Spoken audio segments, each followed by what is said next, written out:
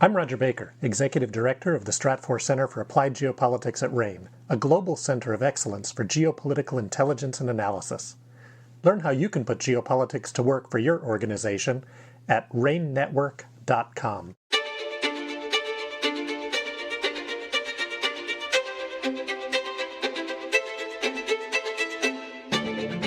Hello and welcome to the Essential Geopolitics podcast by RANE. Today we're diving into a potential turning point in U.S.-Russia relations, a proposed ceasefire in Ukraine that has reopened dialogue between Washington and Moscow, happened on March 11th, where the United States and Ukraine announced their willingness to accept an interim truce pending Russia's agreement, a move that would restart military aid and intelligence sharing. Meanwhile, Russian President Vladimir Putin has for the first time signaled openness to a temporary ceasefire, provided peace talks make actual progress.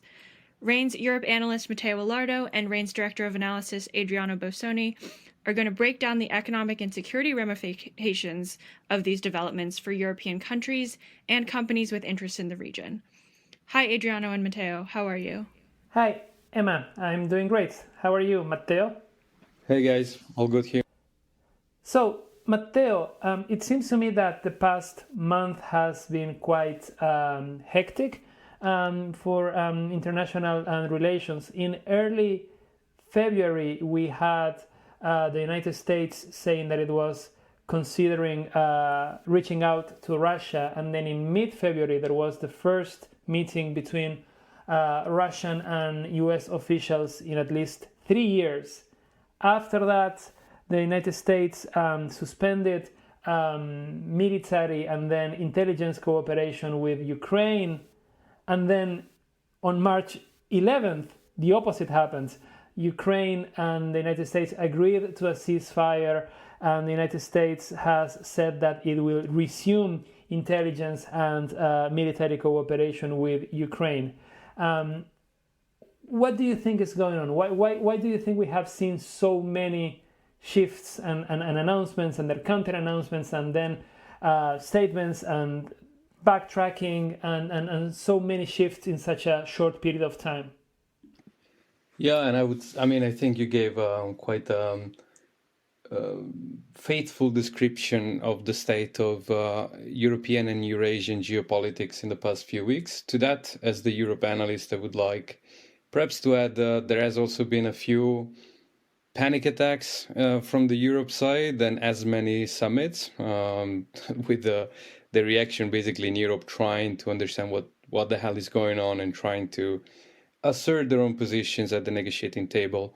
But regarding to, in the broader picture, what's going on, I think this reflects the chaotic situation on the ground in Ukraine, but also broader tectonic shifts, so to say, in European and Eurasian geopolitics, as I was saying, because the Ukrainian conflict and negotiations to end the conflict in Ukraine are just the tip of the iceberg and a pivotal moment for sure to understand the much broader, longer term and with much deeper root evolutions of transatlantic relations when it comes to European security, US-Russia relations, European and Russian relations, and clearly Ukraine is in the middle of the storm. So, Matteo, at least to me, I don't know what you think of this, but at least to me, there are several factors driving US policy vis-a-vis Europe, vis-a-vis Ukraine, vis-a-vis Russia. It's clear to me that the United States wants Europe to take a greater role in its defense and security. And I don't know what you think, but this is not necessarily new. For the past 10, maybe even 15 years, the United States has been pressuring its European NATO partners to spend more on defense.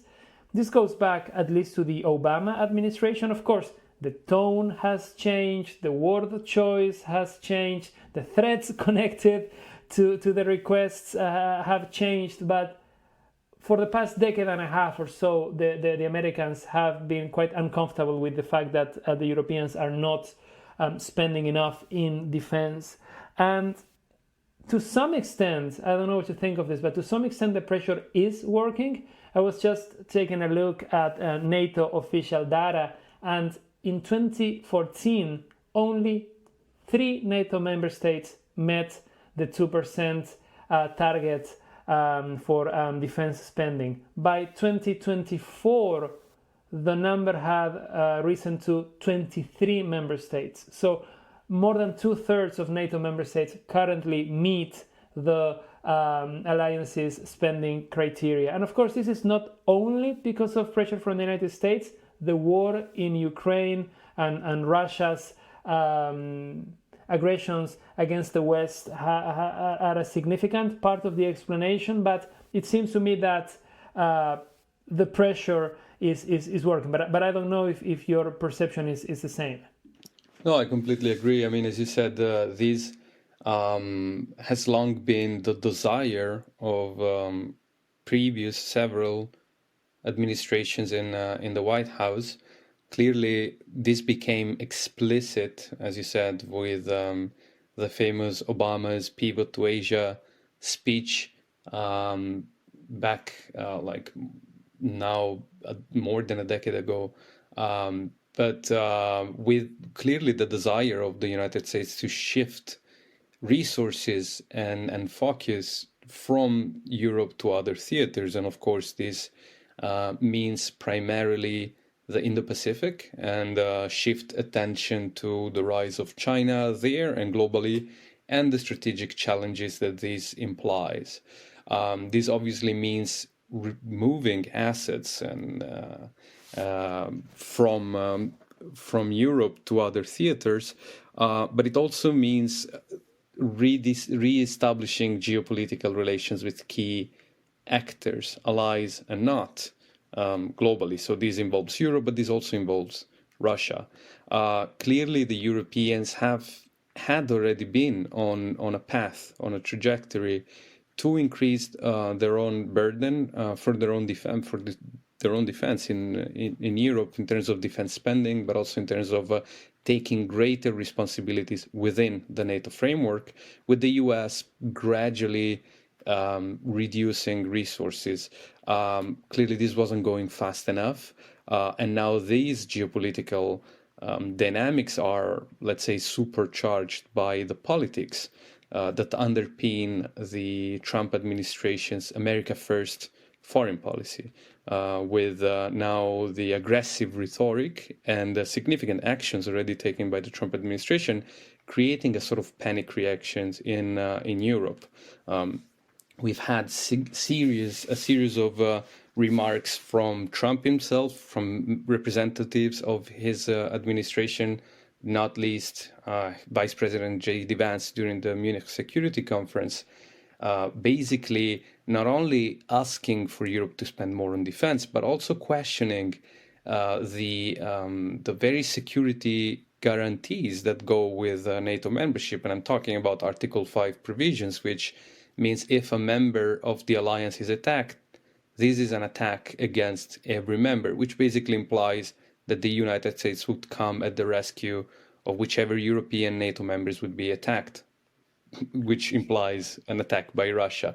The fact that this is now being put into question is raising questions in European capitals over whether or for how long the US can be considered such a reliable ally. Now, I think there's a lot of politics in this, clearly aimed at accelerating the process to a pace that is not the favored pace for Europe's, but as I was saying, to a process that has already been underplay for a while. It's now up to us to distinguish what's the politics of it, what's the negotiating tactic from the Trump administration when it says things as escalatory as questioning Article 5 or other things, Greenland or the re-engagement with Russia, etc., and what effect this is having. And this is already having an effect, as you said, on European defense spending and military planning. I would say that ideologically, at least, President Trump's America First stance includes reducing US commitments to foreign conflicts and alliances. I think the US government, the current US government, definitely believes that the United States should not get involved in conflicts that do not directly intersect with its strategic interests, and that the United States should not get involved in other people's security problems. And this is one of the reasons why the United States has been casting doubts about whether or not it would come to the rescue if there is a Russian aggression against a European member of NATO. And I think there's also a strategic decision by the United States that it does not want to be involved in a conflict that could result in a direct confrontation with Russia. I think that the United States is making the calculation that Ukraine is a European problem and that Ukraine requires a European solution, because this is not such an existential issue for the United States that the White House is willing to risk a confrontation with Russia, which, mind you, has nuclear weapons, right? And I think the United States also sees an opportunity to actually engage with Russia on issues beyond Ukraine, like cyber issues, arms controls, Arctic issues. So I think all of these reasons explain why the United States is making such a drastic change of policy compared to the Biden administration. Yes, exactly. And I think to this I would add clearly the rapprochement, if we can call it that, to Russia. I mean, I guess we can call it a rapprochement given how basically relations had touched the record low during the Biden administration for obvious reasons, for the war in Ukraine. So anything now that involves normalizing relations, it's an improvement. So we can call it a rapprochement. But I think this clearly comes as the broader strategy and priority from the US to counter the rise of China and to try and isolate as much as possible Beijing on the geopolitical landscape and at the global level. And clearly, this is something that multiple presidents of the United States have tried, or at least had said they would like to try once in office, and then for various reasons, mostly usually involving Russia's actions in Eastern Europe, not least the invasion of Ukraine in 2022, have derailed this process. Now, the Trump administration is seeing in ending the conflict in Ukraine a chance to significantly start these with this strategy and pursue this agenda. Many has called this reverse Kissinger, basically referring to the strategy under the Nixon administration in the 70s to reestablish back then diplomatic relations with China in an anti-Soviet perspective. The two are natural geopolitical rivals that back in the days were somewhat united by ideology, both being under communist regimes, and today are united by this sort of anti-Western stance. But they are, geopolitically speaking, natural rivals. The US knows this, and it wants to re-engage to some extent with Russia so that the relationship between Moscow and Beijing is not as close, is not as favorable to Chinese terms as it would be if Russia remains completely isolated on the global level from the West. Whether this strategy will be effective or not, it remains to be seen. But clearly, this is the intention in Washington's mind. And but then again, whether this relationship can meaningfully improve to the point that it's worth severely undermining the relationship the US has with its oldest allies, basically within NATO, with Europe, that's the question that we need to ask ourselves to understand how far the Trump administration is really willing to go in this agenda with Russia when it comes to deteriorating the relationship with its European allies. And I think, yes, this helps us understanding or making a distinction between the rhetoric, between the chaos of the initial stages of this rapprochement, and what we actually believe it to be the forecast in the coming years. I actually think that these changing dynamics actually creates significant opportunities for Russia. Of course, there is the more immediate issue of the war in Ukraine.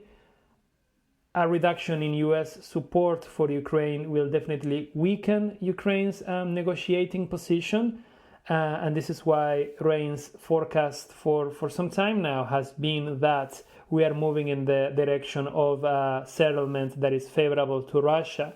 But if we go beyond Ukraine, I think this is creating an opportunity for Russia to have a conversation with the United States about Europe's security architecture.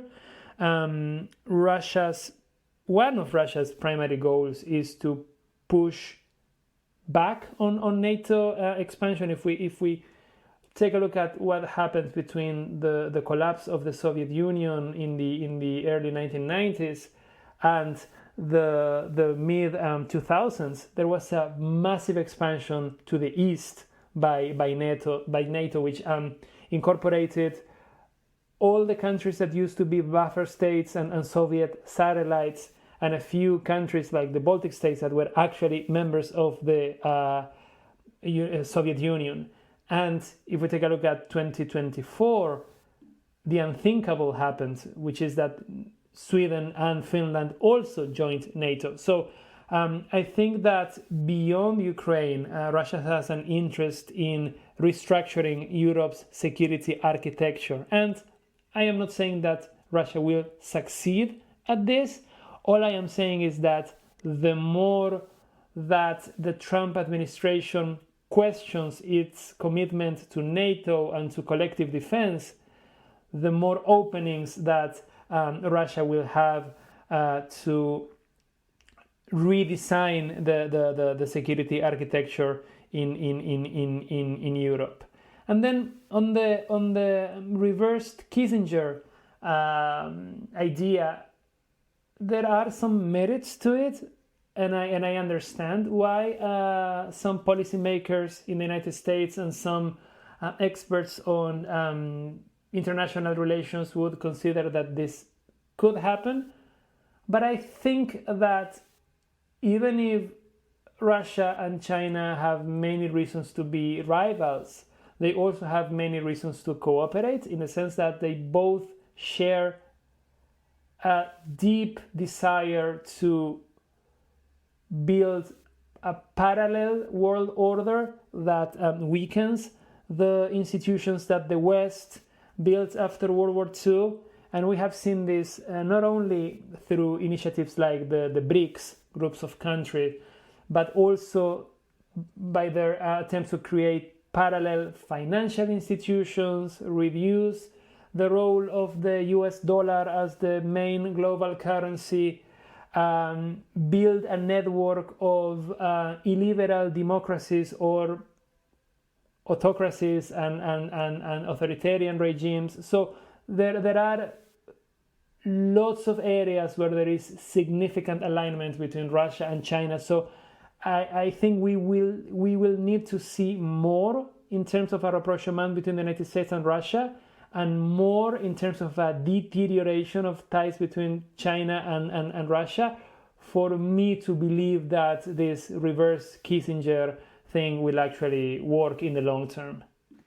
And I think this is key what you're all highlighting here. And I think this is also where we need to ground our forecast to understand what actually concrete will emerge from this strategy and whether this strategy will go ahead at all. And this is because there's very little that the US can gain in terms of tangible improvement in relations with Russia. Yes, the two have mentioned potential collaboration in cyber, in the Arctic, in energy and natural resources. But basically, these are very small incremental gains from a relationship that is basically non-existent at the moment. Clearly, this cannot provide Russia enough incentives to break away from China, nor can it provide the US enough to decide that this can come at the expense of its relationship with its Western allies, with Europe. Basically, and I'll tell you more actually. I think that if anything, if there's any concrete economic trade cooperation that the West can achieve again with Russia, clearly depending on how the war in Ukraine ends, by easing sanctions and by encouraging some level of energy trading, for instance, or economic cooperation that could again move Russia slightly away from China, which the two have basically now enter a relationship with Russia, is absolutely the junior partner, and China has everything to gain from Russia being isolated on the global stage. So if they want to make this work, the US absolutely needs Europe, because Europe is the one that would eventually end up buying Russian gas, that could re-establish some level of economic cooperation.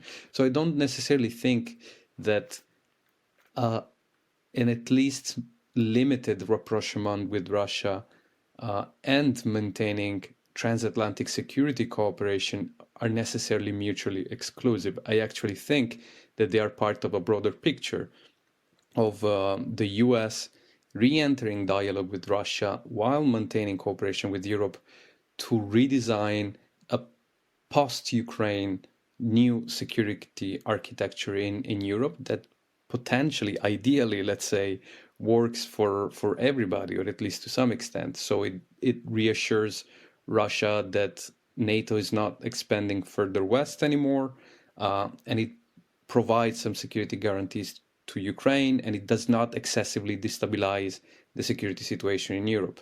And for this reason, Russia-US rapprochement being one element of this, I think that the US progressive strategic retrenchment from Europe to increase its focus and its presence elsewhere, see the Indo-Pacific, I think necessarily must come from a position of strength in Europe. The US has an interest in maintaining Europe stable so that it can allow its European allies to indeed continue down this path of increasing the burden of their own defense, of increasing their defense spending, of increasing their military preparedness, so that they can defend themselves, and so that the US know that its main ally, it's stable enough to secure its own defense, and it can properly focus on China. So I think, Matteo, what you're saying begs the question: what moves and what policies should we expect from Europe in the next months/years? We have seen that in a typical European way, they met and they held summits to talk about security. But do you see this as the turning point that leads to a significant qualitative jump in European defense integration? We know that Commission President Ursula von der Leyen is pushing for an 800 billion euro spending package, that member states are pushing to be more flexible when it comes to defense spending. So the question is this the turning point that opens the door to, I don't know, at some point a few years down the line, a European army or something like that? So I think that here, as always, we need to make an average between what are the ambitions and what is the stark reality of what's possible. And I think overall it is a strategic turning point on the continent, and we see that in things that happened in the past 2 or 3 weeks, we saw the European Union, the European Commission announcing a massive plan to increase defense spending on the continent by nearly $1 trillion over the next 4 years, clearly with the money coming from a lot of different sources, but that speaks of the general size of the rearmament process going on the continent and what the EU wants to achieve. And on the other hand, single member states, I mean, look at Germany, the fiscally conservative European Union member states that has announced, at least in its intention, the new government to want to reform the constitutional borrowing limits, to massively increase spending on defense, massively increase investments in military infrastructure, and effectively boost this rearmament process, put money where their mouth is. So I think the intentions definitely is for a fundamental paradigmatic change when it comes to defense spending and cooperation, basically, in terms of defense and integration on the continent, because we're not just talking about mere defense budgets. We're also talking about spending better, coordinating more closely when it comes to spending on military assets, taking greater responsibilities within the NATO framework from its European members, and cooperating more. So we're talking about also pan-European integrations beyond the EU. The EU is now signing a security and defense pact with the UK, is pursuing closer cooperations with Norway. So I think this overall is leading to a scenario where collectively European countries will spend more on defense and will try to spend better in a way that will make Europe increasingly, progressively more self-reliant to produce its own weapons, to develop its own weapons, and to deploy them for its own defense. But we are far away from a European army. You have been European analyst before I was here at Stratford first and then at RANE. So you know very well what the limitations are towards a European army. And well, people have been talking about this since the mid-1950s, right, with the European defense community. Exactly. So, having a European army means having a European government usually, and all the limitations towards a truly federal European Union are the same limitations towards having a single European army. We have different capitals with different strategic needs, different security, different national security strategies, different perception of threats. And having a single command structure for armed forces would be particularly problematic for what effectively is not a nation. It's the European Union is a union of single sovereign countries. So these limitations will remain in place, but the goal is to operate within the boundaries, within the limits given by the fact that the European Union is not a single country, but trying and improve cooperation, remove redundancies, increase efficiency, so that Europe, while maintaining cooperation with the United States, can take more and more responsibilities for its own defense and do so effectively to create a conventional deterrence against Russia or any other future aggressions, while ideally maintaining cooperation within the NATO framework. Yeah, everything that you're saying is interesting, but I wonder if we are also seeing forces pushing in the opposite direction that are so strong that may result in Europe not achieving even that limited cooperation that you are presenting. For the past 10 or so years, we have seen a significant increase in the popularity of far-right, nationalist, populist political parties across Europe, many of which, not all of which, but many of which also have overtly pro-Russian positions. So can the two trends coexist? And by this I mean, can the realization in Europe that Europe needs to do more to protect itself, that Europe needs to do more to be more self-sufficient, and that Europe cannot rely on the United States to come to the rescue every single time, while at the same time you have these political parties that not only are saying that national interests should come before anything else, but also that Russia is a friend, that we need accommodation with Russia, that Russia is only aggressive if you provoke it, but if you stop provoking Russia, then Russia will let you be. So can the two trends coexist? I think politics is just another component of the thing that I was talking about earlier, which is how difficult it is to get 27 member states to agree on something as essential, as fundamental as national security and strategy and what does present a threat or the main threat, and how these should weigh compared economic interests, for instance.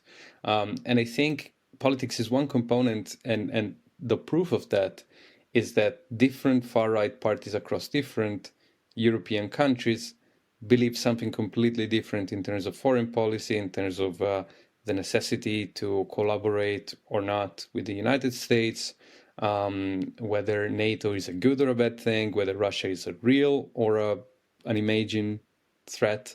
And I think this just speaks loud of the different strategic cultures and national strategic priorities across Europe. I think clearly the rise of nationalist parties will accentuate these differences, simply because by definition nationalism means prioritizing the national interest over collective action. But it does not fundamentally change what are the different perceptions across different European countries of what needs to be done and how far to go to achieve these foreign policy and defense goals. I think overall there's a general understanding across Europe, and this means also including by far-right nationalist leaders, that Europe needs to defend itself more and better, because the United States, whether the Europeans want it or not, is progressively disengaging for defending the region. And they also know that together they're stronger, and going alone means that the geopolitical weight of Europe clearly cannot be matched by its single member states. So collective action is in everybody's interest, but though these differences, which are clearly boosted by national politics, will be a big constraints, and countries such as Hungary, Slovakia, potentially Austria, that historically have been more dovish against Russia, will continue to push back against taking an aggressive stance towards Russia. But I think overall what we'll see is we'll still move in the overall direction of Europe spending more and spending better on its own defense, and managing to overcome these differences. But these differences is exactly why the European Union needs to maintain cooperation with Washington. It needs American leadership within NATO, and will continue to do so for the years to come. So I think this is a process that will take years to materialize, and it can't happen overnight. Just to play devil's advocate for a second, I wonder though if this is just Europe's traditional reaction to a crisis and Europe's traditional reaction to an emergency. There is a war. The United States is casting doubts about whether or not it will come to the rescue if the war escalates and it becomes a pan-European conflict. The Europeans are worried about the Trump administration in the United States. The Europeans are worried about no longer being under NATO's and the United States nuclear umbrella, and therefore they are making progress in integration efforts. But I wonder if there is a resolution to the war in Ukraine, if the level and the intensity of Russian aggression slows down. If 3 years from now, 4 years from now, a different president takes over the government of the United States and the threats of not coming to the rescue actually die down, I wonder if after the sense of urgency is gone, if Europe will continue to have this commitment to defense integration, especially if we take into consideration that the European Union has very low growth rates, it has very limited economic resources, it has an aging society that will require things more connected to healthcare and pensions than to tanks and missiles, right? There is a very interesting debate going on right now in Spain, for example, where the socialist prime minister said Spain will increase defense spending. And the left-wing members of the coalition said, well, no, we should be spending more in pensions, and we should be spending more in welfare, and we should be spending more in policies to help our own societies. So I wonder, though, the extent to which this is just an emergency, and as things calm down, the Europeans will reconsider everything that they are currently considering. I think these are just the things that we need to keep in mind when we try to understand how far this process will go and how transformative it really will be. These differences between core European Union member states or frontier member states will remain the guiding force here. I mean, countries like in Eastern Europe, the Baltics, the Nordics, that are on the front line of an eventual war against Russia, that perceive Russia as a real threat and imminent threat to their national security, will continue to prioritize defense spending more than countries very far away from the front line, like Spain, Portugal, Ireland will do. And that's inevitable, which means that we'll see these differences in defense spending perhaps increasing even more on the medium to long term. It will become absolutely normal to see defense spendings in the 5 to 4% territory in countries like Poland, Finland, or the Baltics, whereas I think the countries like Italy, Spain, Portugal, which already are struggling with very tight public finances, because as you recall, they're all heavily indebted countries that were about to fail just a decade ago during the Eurozone crisis. They will continue to spend close to the 2% defense spending target. And if they reach the 2%, that's already an achievement in itself. But overall, if you count Europe as a whole, this still leads to an overall increase in defense spending. And we're not just talking about spending, we're also talking about coordinating better to increase the collective defense capabilities. So I think overall, Europe will